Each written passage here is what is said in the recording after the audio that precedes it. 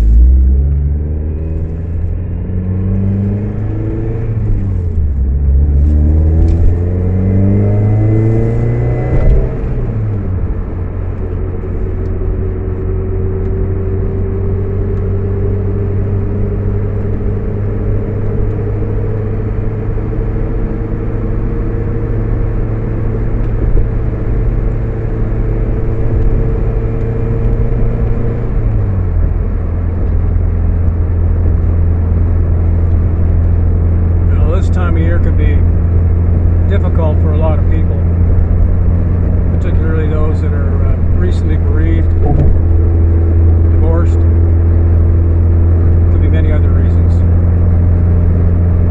Now, it can be a very depressing time of year, and one that I've experienced myself.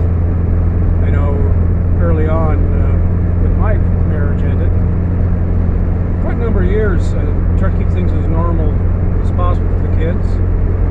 So the kids would go off and spend Christmas with my ex and my in-laws, because were wonderful people. And I have no regrets about doing that, but it was an extremely difficult and lonely time for me. But luckily for me, a friend of mine had approached me about starting up a charity with him. And we've stuck to it ever since. And what we basically started doing was, both of us being single at the time, we thought, well, let's get together and have Christmas, just you and I. We'll pick up a turkey. Then we got talking about it and realized, you know what? There's a lot of people out there that have nowhere to go this time of year. For whatever reason, it doesn't matter. So we put out a general, well, not so much a request, but just a general notice on Facebook that we will be putting together a potluck Christmas dinner. All those who wish to come, whatever they could afford to bring, or nothing at all, bring themselves. And that first Christmas, we had 22 people show up. It was a great time for everyone. We had a bonfire outside. We ended up cooking up 3 turkeys, and there wasn't a whole lot of leftovers.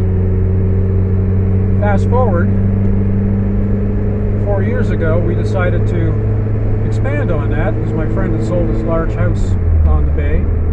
We both had small apartments.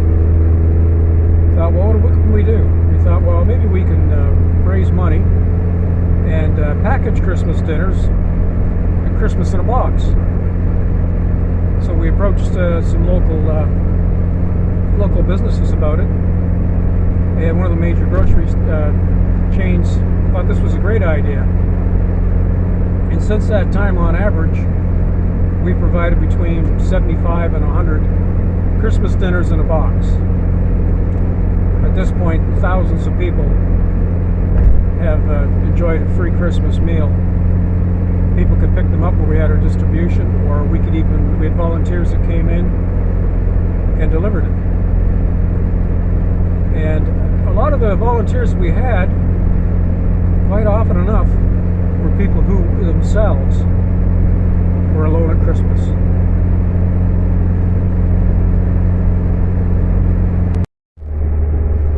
So I guess in short, if you find yourself on your own devices this time of the year, give some thought about volunteering. You'll find that it will raise your spirits. And surprisingly enough, you might get invites from other people to come to their place and enjoyed a meal with them. Meet new friends, make new starts in your life. I know it's worked well with me, and I'm still doing it. The charity that I helped start with a friend of mine, we're going on 10 years now. We provide wheelchairs free of charge that are donated. We pick them up at old folks' homes. People who have been recently bereaved of a loved one who required a wheelchair. And we clean them up and put them back in the community. So, in closing, you don't have to be sad and alone this time of year. Get out and volunteer. It may be really hard at first because you'll be reminded of maybe what you've lost. But when you see the smiles on the faces of people that you've helped, it'll greatly lift the load. So as always, breathe deep, think clearly, enjoy each day. Get out there and help others. It'll put a smile on your face.